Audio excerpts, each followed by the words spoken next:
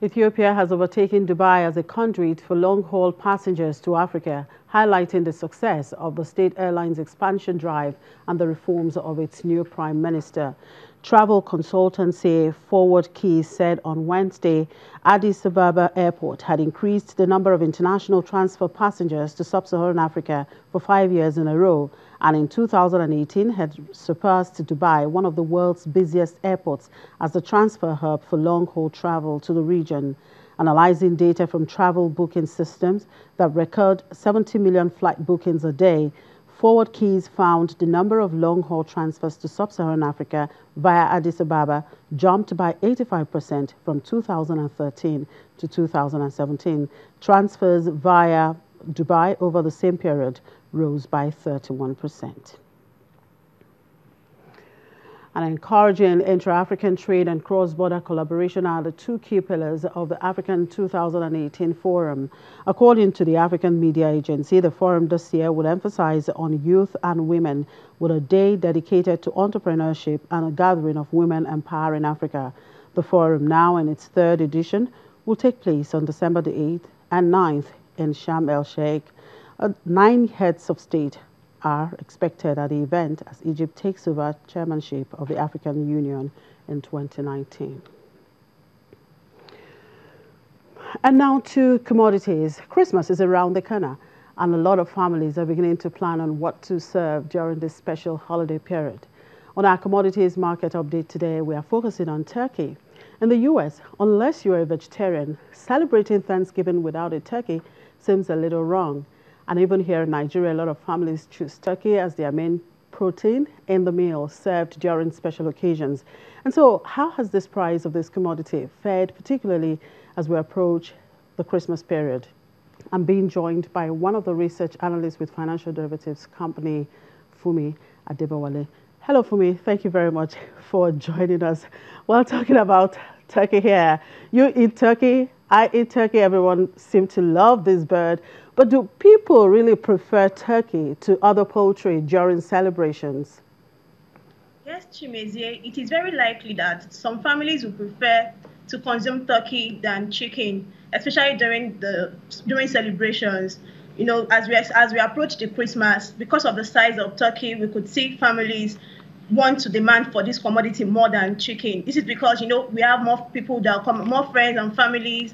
We have relatives that come visiting during this period. So looking at this large crowd, it is somehow economical to some families to demand for turkey than chicken during this period, and that is why we'll see increase in demand during celebration period, especially in Nigeria.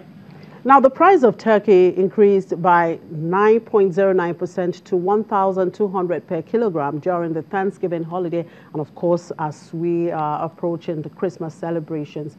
What is responsible for this jump, and will it decline perhaps in January?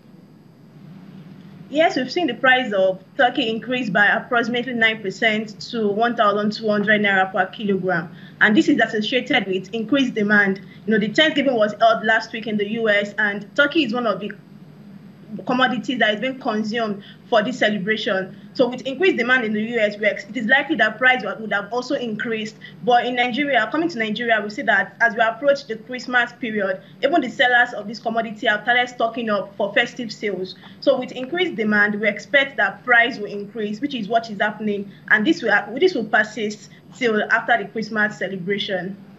Turkey prices in 2018 seem less than what it was in 2017. Now, this is consistent with the fall in headline inflation despite the import prohibition. Are Nigerian farmers taking advantage of this opportunity?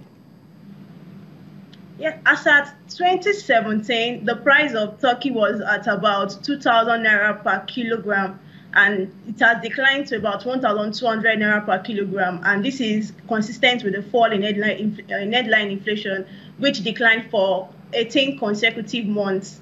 So with this decline, we expect farmers to take advantage of this commodity. But I would like to emphasize at this point that the demand for turkey is seasonal, especially in Nigeria. The demand increased during celebration period like Easter, like the Christmas, and even the New Year. So it is seasonal. This could actually disincentivize farmers to go into production, because after Christmas, demand falls, and what happens?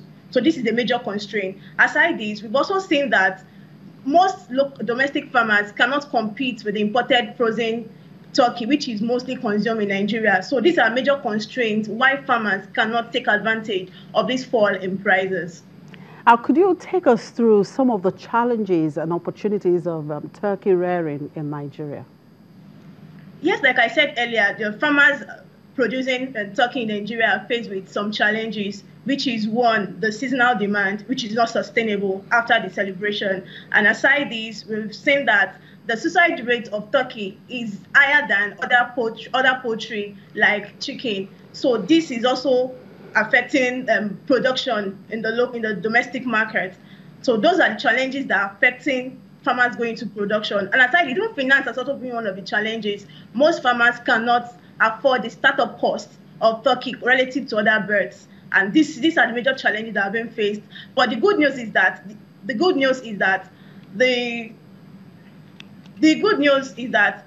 most most turkeys are less prone to diseases compared to chicken. It's possible to rear about 50 chicken in a month, and you can lose everything due to disease. But in terms of turkey, they are less prone to this disease, and that is good news for farmers who are interested in actually producing this commodity. And why the difference between the price of turkey and seafood substitutes? Yes, seafood substitutes are more expensive than turkey, and this is due to, number one, we're able to note that the nutritional benefit of seafood is actually higher than turkey. That is one thing, because of the nutrients, so it is more expensive, and it's mostly consumed by the elites. So that is one. Aside this, there's also difficulty in harvesting most of the seafoods like shrimps. You have to go to the deep sea before you'll be able to harvest this commodity. So looking at the difficulty in assessing it and the nutritional value, it is logical that it is more expensive than turkey. Okay, Fumi, let's just go and get some turkey prepared for Christmas. Let's get ready to roast some turkey at this celebration. Thank you for your time. Thank you.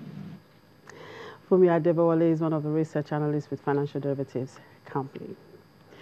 And South Africa plans to relax a moratorium on gas and oil exploration licenses implemented earlier this year to allow exploration and production applications already in the system to be granted.